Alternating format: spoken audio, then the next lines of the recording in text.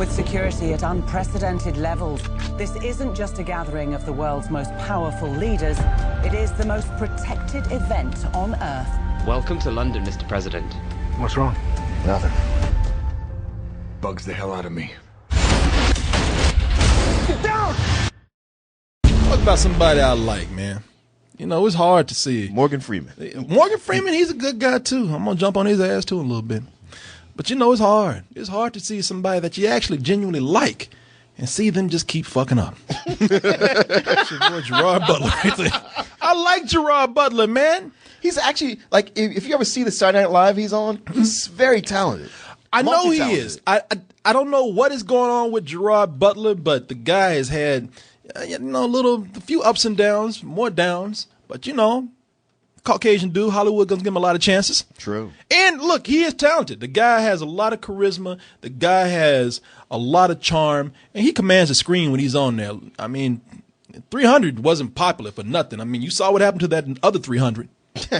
Shit bombed. Why? No Gerard Butler right there. So that's what I'm hoping. I saw the trailer for London Is Falling. I said, come on, Gerard. You can pull this one out here right now. Yeah, he wasn't even promoting Gods of Egypt. He said, you know what, I'm going for a winner. I'm going to talk about London Is Falling because I think I got something good on my hands. Well, Olympus Was Fallen was good for him.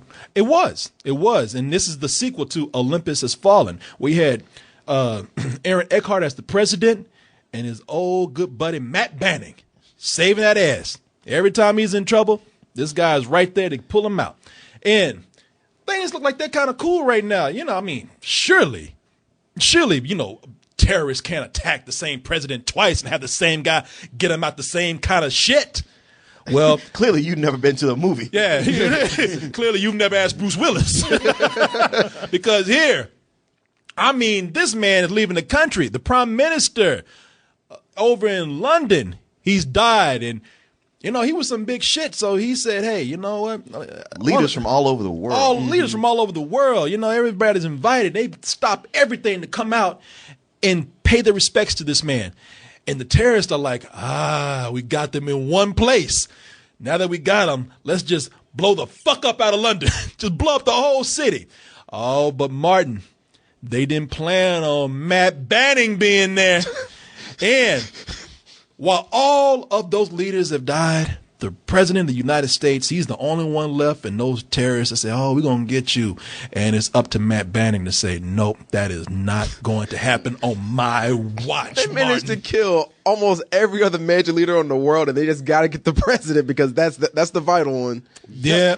And man, let me tell you something. That's the thing about this movie. That's just one thing. That's one thing. That's one thing. This is the movie where this is a film where they can't get a fucking thing right.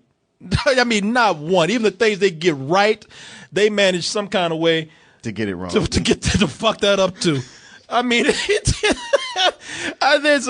it's because look. I hardly like to use base words to describe something I don't like dumb, stupid, but it applies here in buckets. And the movie is also kind of irresponsible in a way. And what irresponsible? It's offensively irresponsible. Oh, yeah. Yeah, I mean, the movie really, I mean, maybe some people, you know, I'll just say this. If you're a Trump supporter, this is your America. I didn't check IMDb, but I'm 99% sure Trump wrote this movie. It's his vision. It's his world. Like, this is what Trump sees when he goes to sleep. This is his presidency if he gets nominated. And why? Well, we're going to touch on that in a little bit. Because you know what? I want to talk about some good things with the movie, you know, because I really did think it was going to start out okay. You know, at this point, Matt and the president, you know, they're BFFs now. Mm-hmm. They're out there jogging, cracking jokes. I mean, I looked at this and I said, wow, you know, it's kind of corny, but there's some humanity here with these characters. Sure. God damn it, play. Shit. Maybe not. Hell of a presidential race, sir. Every day, same damn joke.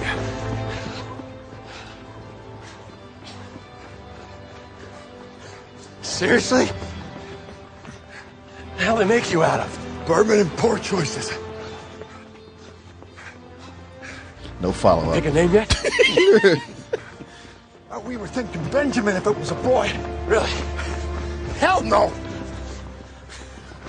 If it's a girl, maybe. Oh, What kind of joke is that? how was that edited? Boy. You want to run over him for me? Believe me, Yes, sir, Mr. President. No, he's like, no, for real, run this motherfucker over, man. Tired of these goddamn jokes he's telling.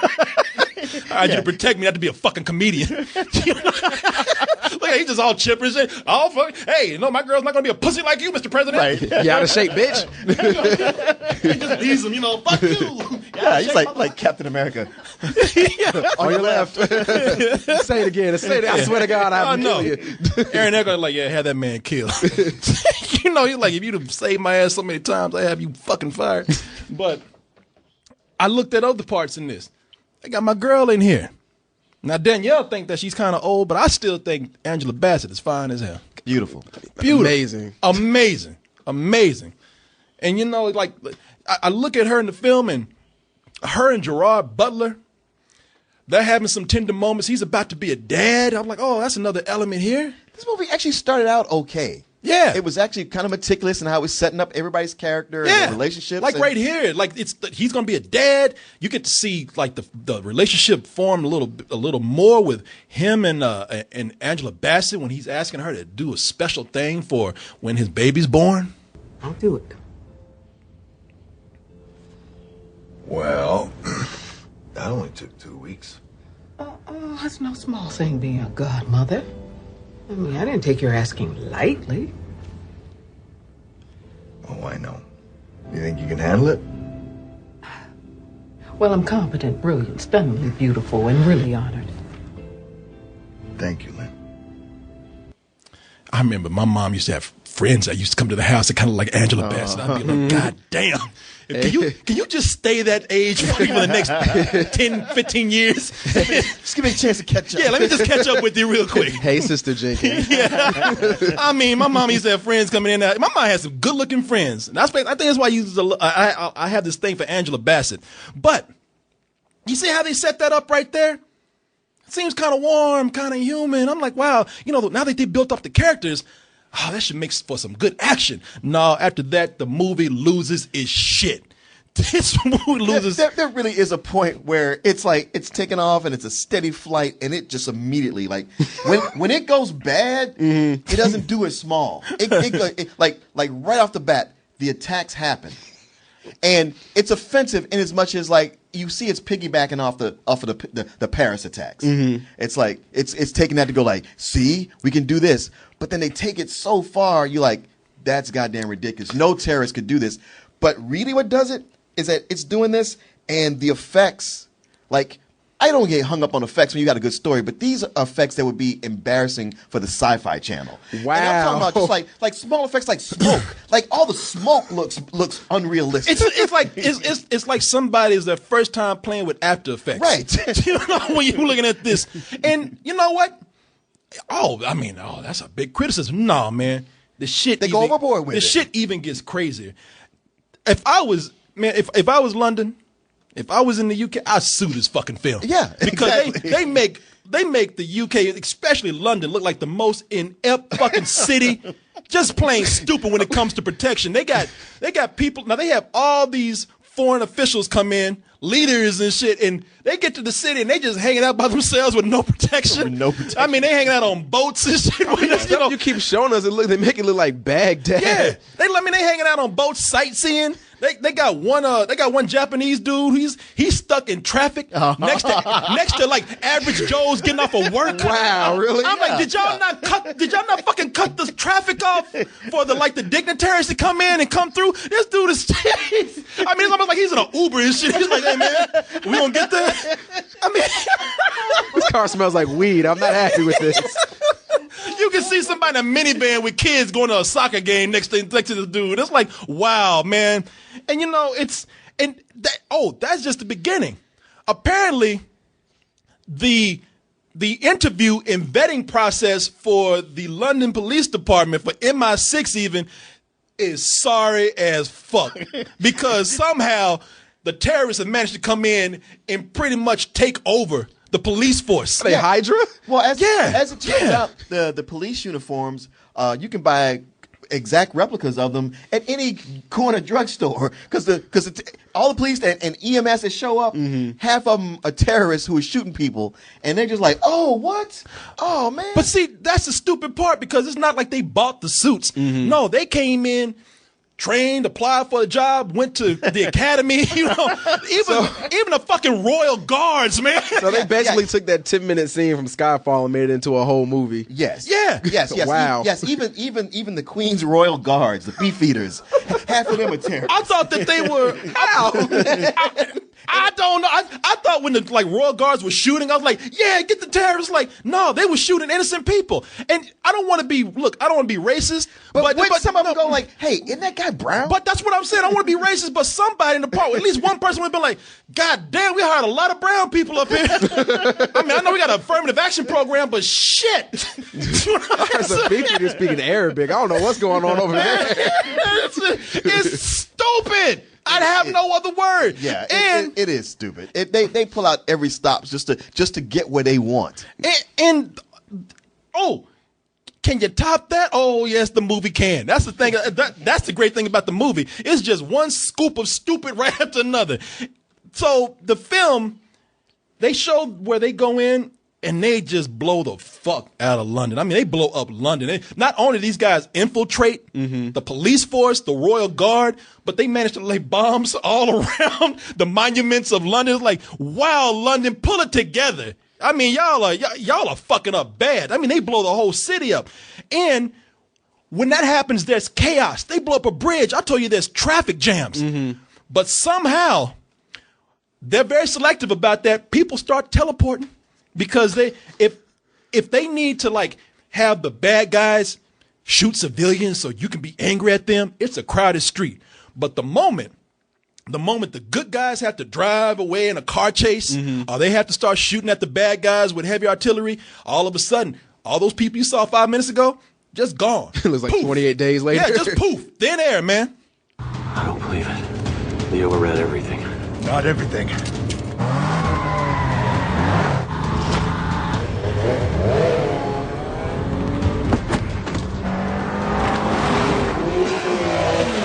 Looking for hot extract, Marine 1 for Southpaw. Calm her down. You see how empty those streets are? Yeah. You see? well, did you notice that besides MI6 and the police and the Royal Guard, they also took over a motorcycle dealership? Because in a leather store, apparently. Because like first there's 2 motorcycles chasing them, but as they go, more motorcycles just keep coming out of everywhere. Yeah, what street they're on, there's 10 more motorcycles that keep adding to the chase. And on top of that, you get more motorcycles. When they're riding on motorcycles, dudes start piling on top of each other on motorcycles. Like they start riding piggyback and shit, man. It's stupid. Korey, stupid. I mean, for this to work, half the people in London would have to be terrorists. Yeah. Somebody would have caught this shit. Somebody would have saw somebody walk into an alley. Somebody, hey, what you got in your hand? Apparently people in London are the most clueless fucking people if you go by this movie. Right. This city that has cameras everywhere. I mean, they are on the highest terror alert of all, yet somehow in this movie, they have no clue. They have no clue. And they give you some little hint like, oh, well, it's all the leaders come together in such a short period of time. It's going to be a clusterfuck. But it's like, man, come on. And the terrorists, they had 2 years to plan this. 2 years ain't shit to plan all this that went on. To blow up a major city like London. To infiltrate MI6. I mean, it takes longer to go through the academy. Yeah. Than 2 years, Honestly, this movie makes Team America look like a documentary. Whoa. I'm serious. I mean, the only thing it didn't have was somebody going, America, fuck yeah. Martin is right, man. And that should be on the DVD box art. No, he's right. And I'm going to touch on that in a little bit, how offensive this movie is. I'm talking about all the silly stuff that you could probably kind of enjoy on a B-movie level. Because one of the things that I liked about the first movie, I enjoyed the first movie. Yeah, I mean it's a third-rate Die Hard ripoff, but we hadn't had a good Die Hard movie since the third one, so that's fine. But watching the first one, what I liked about it, Gerard Butler, he was brutal, man. And now you took it as, all right, this is an extreme situation. This man just doing what he has to do. But in this film, he's a goddamn lunatic. He is. It is like if you took Bruce Willis from Die Hard and he was a raging psychopath. There's shit that he does in this movie where even Aaron Eckhart as the president, he stops and asks him about 3 times, God damn it, was that necessary? Did you have to do that? And he even looks at him like, yeah, I did. And Aaron Eckhart like, well, I ain't gonna, okay. I want to try to think about like, oh yeah, like was he like that in the first? But every time I think back, I was like, wait, was that Olympus Has Fallen or was that White House Down? No, it was Olympus Has Fallen. And it's when you see him in this, look how crazy he is. And when you see him in the movie, it's almost like Aaron Eckhart is like, you know, when we get back to Washington, I'm going to send your ass to a psycho ward. You fucking need some help, man. Betty Ford, take him. He's crazy. There's so many scenes in the movie where it's almost disgusting how gleeful he's taking, how gleeful he is in torturing people. Like he's just stabbing people slowly. You're seeing people like suffocating while he's just making jokes. And the guy is coming across as a fucking sociopath. And you know, it's one of the things where you kind of related to him before as an action hero. It's like, no, this fucker's crazy, man. Well, all through the movie, you know, it's not just patriotic, it's jingoistic. And a lot of that you can read into it. By the time you get to the last 15 minutes, there's no reading into it. He's straight up just spilling it right there. That's what you people don't get about America and us. We ain't going nowhere. Oh yeah, and he ain't even American. Cockroaches. He ain't even American. Yeah, I mean he just spread out, just spread it. I mean he does all but call them sand niggers. Yeah, in the movie, and I'm gonna touch on Morgan Freeman in a minute, but he is a part of this because if the movie is if it's not on action, it's cheap. If they didn't put the money, this is a movie with it's a straight to DVD film, a straight to Netflix film with too much money. Netflix don't want this. I've seen about this quality on there. It's a small time movie with too much money, and with aspirations and shit. You know? and also it's the same thing with Morgan Freeman. They spent money on Morgan Freeman. Yeah. And because everything, like every scene that Morgan Freeman is in, the money went to him because everything around him is low budget. He spends the movie. I swear he shot this in a day and a half and he was just in one room the whole time. Amir Bakawi. Number 6 on the 10 list. This man is responsible for more deaths than the plague. Sells arms to every failed state in the world.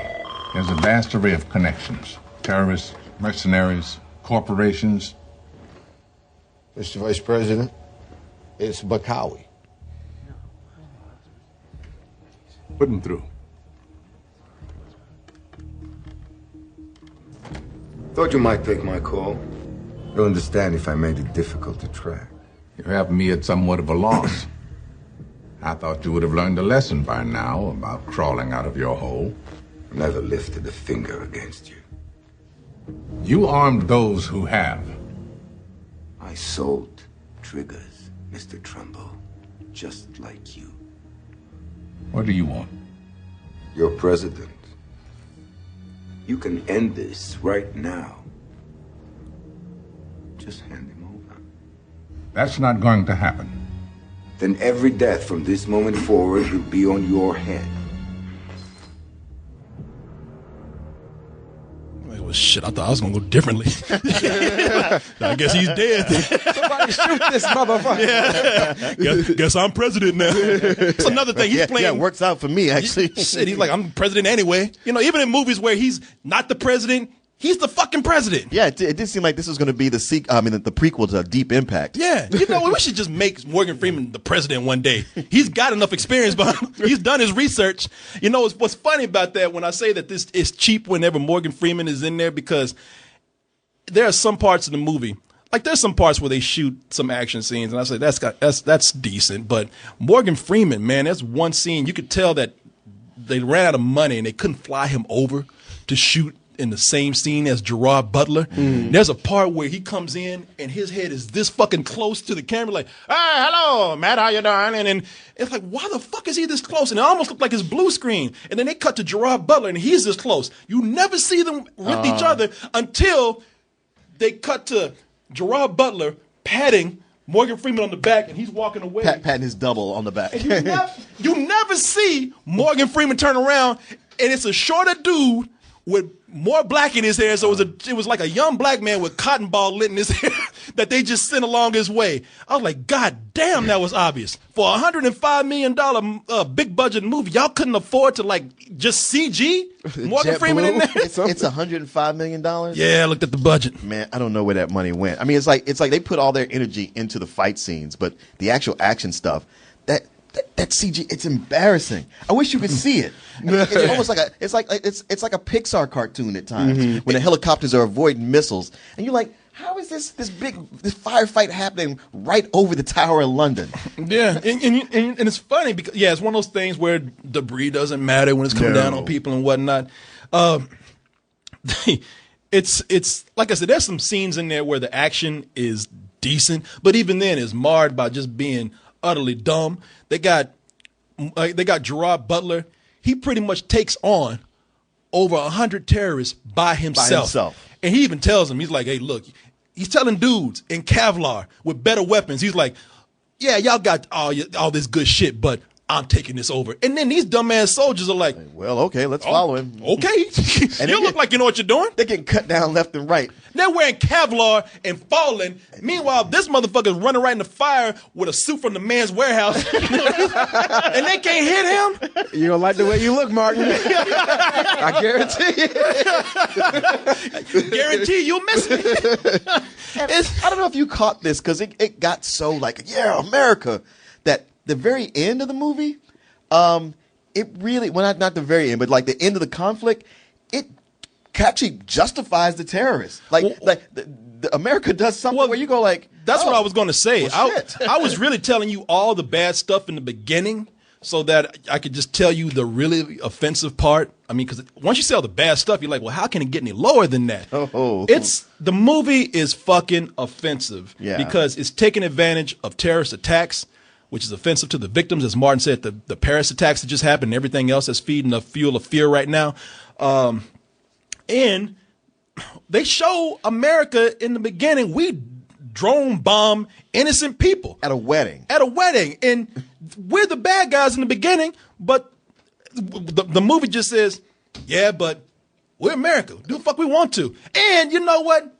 Maybe they were innocent, but they were going to be terrorists anyway. Right. You know? It really does. And even and at the end, they put an exclamation point on it. Even the villain in here, he says, you heard him. He says, you know, I never did anything to you guys. I never lifted a finger. What the fuck is wrong with you? And we just pretty much said, yeah, but you crazy. You know, we're finding every reason to make these people bad guys so that we can again feed off this fuel that people have for the fear of Muslims. This movie's irresponsible in the sense that we have so many people out there who think this way about Muslim people. They're trying to feed off this dangerous patriotism. Like I said, Gerard Butler ain't even fucking American. But yet they show a lot of, like one scene, they just show him like talking about, go back to fuck Hedestan while he's killing somebody. Oh, yeah, I know. And it's like, come on, man, that's kind of racist right there. I know some people from fuck Hedestan, man. He ain't all bad. Who do work at a 7-Eleven down the street from there, man. He's cool. You know, it's an irresponsible movie to be coming out and doing this without. I'm not saying that they shouldn't make a film like this, but there is no balance. If you are brown in this movie, I mean, if you're brown and you got an accent or you look like a terrorist, if you're Mexican that looks close to a terrorist, then you are not represented well. I would come out and say this movie could have worked as a dumb action film. I could have watched like I watched God of Egypt. I didn't like it, but I had fun with it. But this right here, if it wasn't such a movie that was so harmful to a lot of people out there who are already trying to get themselves straight with this society that we have here, this movie's kind of fucking it up for them. It's too late to say. I'm too early to say because probably nobody's going to even see this shit. But it shouldn't even be out there that way. Somebody should have looked at this and said, you know what, we need to redo some reshoots, or maybe we need to rethink this in script form before it's even out there. You know, I don't know what the fuck happened, but this movie's is bullshit. Some old bullshit. I'm close to giving it a fuck you, but I did have a little fun. I'm about to say with Gods of Egypt, you said, hey, you know, it's some old bullshit, but I had fun. You just said I didn't have fun. And it's worse than Gods of Egypt. Yeah, I mean, it's sometimes just like with a rental. This is a good rental. This is a bad rental. This is, Gods of Egypt, some fun bullshit. No, this is just offensive, bad bullshit. Okay. No, I'm not afraid to go that extra mile and give this a fuck you, because I mean it could have it at best it was going to be some old bullshit just because how bad the writing is and the twist where you roll your eyes and the CG, but being that it's so unapologetically offensive and thinks it's doing something good, I can't help but say fuck you. Just stay away from this. It's a piece of trash. You know what? I'm not letting Martin convince me of this either. I feel a little irresponsible myself not going that extra mile and saying fuck you. No, fuck this film, man. Fuck this movie. This ain't funny, Danielle. This is serious. This is serious. She's giggling. See, now suddenly you find racism funny. yeah. You laughing at racism now. You told us the other day I wasn't laughing mad. Look at you, they're giggling now. Brown people, they blow up shit. So, yeah, fuck this film. Gerard, man, dude, Gerard, two in a row. Come on, Gerard, you're killing me, brother. I'm trying to be on your side. I'm trying to get you back, but you're fucking killing me, man. 2 weeks in a row. Look like he's killing himself. All those damn wrinkles he's getting in his face. Well, shit, if you made as much bullshit as he did, you'd be worried too. Look at him. He looking right now.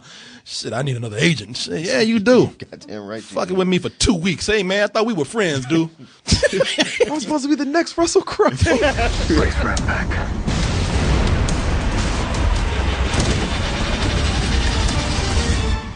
Oh my God.